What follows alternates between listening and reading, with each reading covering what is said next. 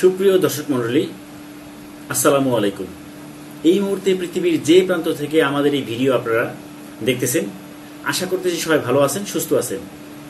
আজকের ভিডিওতে আমরা হোমিওপ্যাথিতে ব্যবহৃত অনেক গুরুত্বপূর্ণ একটা মেডিসিন, যার নাম হচ্ছে মেজোরিনাম, এটা নিয়ে কথা বলবো এবং এটার উৎপত্তি, ক্রিয়াস্থল এবং এটা কোন কোন রোগে ব্যবহৃত হয় সবকিছু নিয়ে বিস্তারিত বলার চেষ্টা করব। কাজেই ভিডিওটা শুরু থেকে শেষ পর্যন্ত দেখার জন্য অনুরোধ জানাচ্ছি। এবং আমরা প্রত্যেক সপ্তাহে কিন্তু এই হারুন হোমিও হল চ্যানেলটাতে ভিডিও আপলোড দিয়ে থাকি। হোমিওপ্যাথি বিষয়ক বিভিন্ন ভিডিও পেতে আমাদের এই চ্যানেলটা সাবস্ক্রাইব করে এর পাশে থাকা বেল আইকনটিতে ক্লিক করে রাখতে পারেন, যাতে আমাদের সকল ভিডিও সবার আগে আপনি নোটিফিকেশন পেতে পারেন। তো চলুন আজকের মূল ভিডিও শুরু করা যাক। এই মেজোরিনাম মেডিসিনটা মূলত ত্বক, হাড়, স্নায়ুতন্ত্র সহ বিভিন্ন অর্গানে কাজ করে থাকে।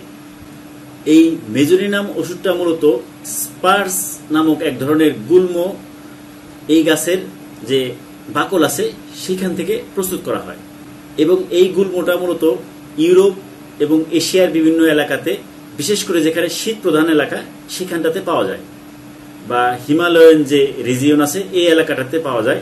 এবং এই গাছটা কিন্তু খুব একটা লম্বা হয় না, 2 থেকে 4 ফুট আকৃতির হয়ে থাকে। এবং এই গাছটার বাকলি মূলত এই ওষুধ তৈরির মূল উপাদান হিসেবে ব্যবহৃত হয়ে থাকে। এই মেজোরিনাম ওষুধটা প্রুভ করেন হোমিওপ্যাথির জনক যাকে বলা হয়, অর্থাৎ ডক্টর হ্যানিম্যান নিজে এই মেজোরিনাম ওষুধটা প্রুভ করেছেন। এবার আসি এই মেজোরিনামের কারণ তত্ত্ব নিয়ে একটু কথা বলি। মূল কারণ হচ্ছে সোরা সাইকোসিস, উত্তেজক বা আনুষঙ্গিক কারণ হচ্ছে রাগ, টিকা নেওয়ার পর উদ্ভেদ বা চুলকানি সমূহ, ঠান্ডা বাতাসের কুফল, এছাড়া অতিরিক্ত অ্যালকোহল সেবনের কুফল, এছাড়া মার্কারি ব্যবহারের কুফলের কারণে হয়ে থাকতে পারে। মেজোরিনামের রোগী সাধারণত শীতকাতর হয়ে থাকে এবং তাদের শরীরে অনেক উদ্ভেদ দেখা দেয় এবং তাদের মায়াজোমেটিক অবস্থা হচ্ছে অ্যান্টিসোরিক ও অ্যান্টিসিফিলিস। এই মায়াজম বিষয়টা কি, এই বিষয় নিয়ে কিন্তু আমার ইউটিউব চ্যানেলেও একটা ভিডিও আছে, চাইলে আপনারা দেখে নিতে পারেন। এবার আসি, খুব সংক্ষেপে আমরা জানার চেষ্টা করব এই মেজোরিনাম ওষুধটা আমরা কোন কোন ক্ষেত্রে বেশি ব্যবহার করে থাকি। যদি এমন কখনো হয় যে প্রতিষেধক কোনো টিকা দেওয়ার পর তার শরীরে চুলকানি এবং উদ্ভেদ দেখা দেয়, সেক্ষেত্রে এটা উপযোগী। যাদের মিথ্যা রোগ ভীতি আছে, অর্থাৎ মনে করে যে আমার একটা রোগ হয়েছে, বা এরকম মিথ্যা একটা রোগ ভীতি যার ভিতরে সবসময় কাজ করে, সবকিছুতে একটা হতাশা ভাব, কোনো কিছুতেই মনোযোগ দেয় না, সবার প্রতি উদাসীনতা দেখায় এবং সামান্য কারণে যে রেগে ওঠে এবং রেগে ওঠার পরক্ষণে সে আবার তার কাছে দুঃখ প্রকাশ করে, এই ধরনের ক্ষেত্রে কিন্তু এই মেজোরিনামটা উপযোগী। এছাড়া দাঁত ব্যথার ক্ষেত্রে কিন্তু এই মেজোরিনাম ব্যবহার করা যেতে পারে, তবে সেক্ষেত্রে লক্ষণ হচ্ছে যাদের দাঁত ক্ষয়ে গিয়ে মনে হয় দাঁত যেন আরো বড় হয়ে গেছে, এই ধরনের যদি অনুভূতি হয়। এছাড়া দাঁত দিয়ে জিভে কামড় লাগলে একটা কনকন ভাব থাকে এবং এর ফলে এই ব্যথাটা রাতে যদি বেড়ে যায় এবং এরপর যদি দেখা যায় মুখ খুলে নিঃশ্বাস নিলে তার এই রোগের উপশম হয়, সেক্ষেত্রে আমরা এই মেজোরিনাম ওষুধটা ব্যবহার করতে পারি। এছাড়া মাথা ব্যথার ক্ষেত্রেও কিন্তু আমরা এই মেজোরিনাম ওষুধটা ব্যবহার করতে পারি। সেক্ষেত্রে যদি এমন হয় যে সামান্য রাগেই মাথা প্রচুর ব্যথা করে, বিশেষ করে মাথার ডান পাশে ব্যথা করে, এছাড়া মাথায় সামান্য একটু ছোঁয়া লাগলে মাথা ব্যথা করে, এক্ষেত্রে মেজোরিনাম ওষুধটা ব্যবহার করা যেতে পারে।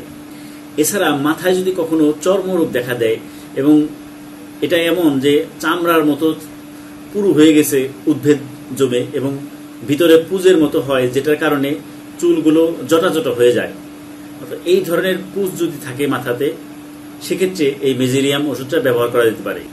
এবং খেয়াল করবেন, সেই ঘন পুজের উপর সাদা মামরি পরে এবং ভিতরে যদি হলুদ পুজ বের হয়, সেক্ষেত্রে এই মেজোরিনাম ওষুধটা ব্যবহার করা যেতে পারে। এখন আসি একজিমার ক্ষেত্রে আমরা এই মেজোরিনাম ওষুধটা কখন ব্যবহার করতে পারি। যাদের অসহ্য চুলকানি হয় এবং রাতের বেলায় এবং ছোঁয়া লাগলে চুলকানি বেড়ে যায়, এছাড়া যাদের কোমরে গোল গোল চুলকানির মতো দেখা দেয়, যেটা শুল বেদনার মতো যন্ত্রণা করে, এছাড়া যাদের রাতের বেলায় ব্যথা করে, বিশেষ করে ব্যথা উপর দিক থেকে নিচের দিকে নামে, সেক্ষেত্রে এই মেজোরিনাম ওষুধটা অনেক কার্যকরী। শিশুদের চুলকানিতেও কিন্তু এই মেজোরিনাম ওষুধটা ব্যবহার করা যেতে পারে। যদি দেখা যায় শিশু নিজের শরীর চুলকাইতে চুলকাইতে রক্ত বের করে ফেলতেছে এবং চুলকানিটা দেখবেন রাত্রের বেলায় অত্যাধিক বেড়ে যায় এবং প্রদাহ বেড়ে মুখ লাল হয়ে যায়, এই ধরনের শিশুদের ক্ষেত্রে এই মেজোরিনাম ওষুধটা প্রয়োগ করা যেতে পারে। এছাড়া যাদের পেশাবের ক্ষেত্রে বিভিন্ন রকম সমস্যা দেখা দেয়, সেই লক্ষণেও কিছু কিছু ক্ষেত্রে মেজোরিয়াম ব্যবহার করা যেতে পারে।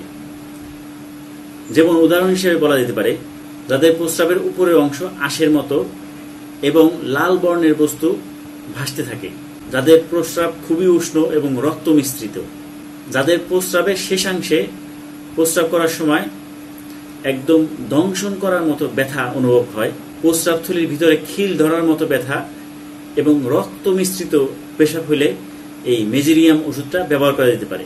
মেজেরিয়ামের রোগীরা সাধারণত মুক্ত বাতাসে কিন্তু ওনারা খুব আরাম বোধ করে, অর্থাৎ মেজেরিয়ামের হ্রাস হচ্ছে মুক্ত বাতাসে আর বৃদ্ধি হচ্ছে ঠান্ডায়, রাত্রে, বিশেষ করে মধ্যরাত পর্যন্ত, সন্ধ্যা থেকে মধ্যরাত পর্যন্ত মেজেরিয়ামের রোগীদের রোগ বাড়তে থাকে। এছাড়া গরম খাবারে, স্পর্শে এবং নড়াচড়ায় তাদের রোগ বৃদ্ধি পায়।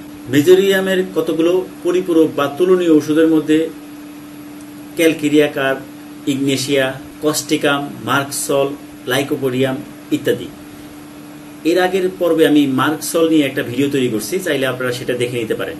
মেজেরিয়ামের ক্রিয়ানাশক ওষুধ হচ্ছে ক্যালকেরিয়া কার্ব, অ্যাকোনাইট, ব্রায়োনিয়া ইত্যাদি, এবং এই ওষুধটার ক্রিয়াকাল হচ্ছে 30 থেকে 60 দিন। আমি এতক্ষণ মেজেরিয়ামের বিভিন্ন লক্ষণ, কোন কোন রোগে আমরা এটা ব্যবহার করতে পারি এবং এটার উৎপত্তি কিভাবে হয়, রোগ লক্ষণ সবকিছুই মোটামুটি আমি যতটুকু জানি সেটা বলার চেষ্টা করলাম। এখন আপনার যদি কোনো লক্ষণ এখানে মিলে যায়, সেক্ষেত্রে আপনার জন্য পরামর্শ হবে হলো, যে কোনো রোগের ক্ষেত্রেই আপনার সবার আগে উচিত হচ্ছে আপনার আশেপাশে নিকটস্থ কোনো হোমিও ডাক্তারের সাথে পরামর্শ নিন, তার কাছে সবকিছু খুলে বলুন। কারণ হোমিও যেহেতু লক্ষণ ভিত্তিক চিকিৎসা পদ্ধতি, তার কাছে খুলে বলার পর সে যদি মনে করে আপনার শারীরিক এবং মানসিক গঠন অনুযায়ী মেজেরিয়াম ওষুধটা আপনার জন্য কার্যকর, সেক্ষেত্রে আপনি তার কাছ থেকে এই ওষুধটা সেবন করে সুস্থ হতে পারেন ইনশাআল্লাহ। তো একা একা কোনো চিকিৎসা করতে যাবেন না। তো ভিডিওটা ভালো লাগলে লাইক, শেয়ার এবং কমেন্ট করার অনুরোধ জানিয়ে আগামীতে আবার দেখা হবে। সেই পর্যন্ত সবাই ভালো থাকবেন এবং পরবর্তীতে কোন মেডিসিন নিয়ে আপনারা ভিডিও চাইতেছেন অবশ্যই কমেন্ট করতে পারেন। ধন্যবাদ সবাইকে।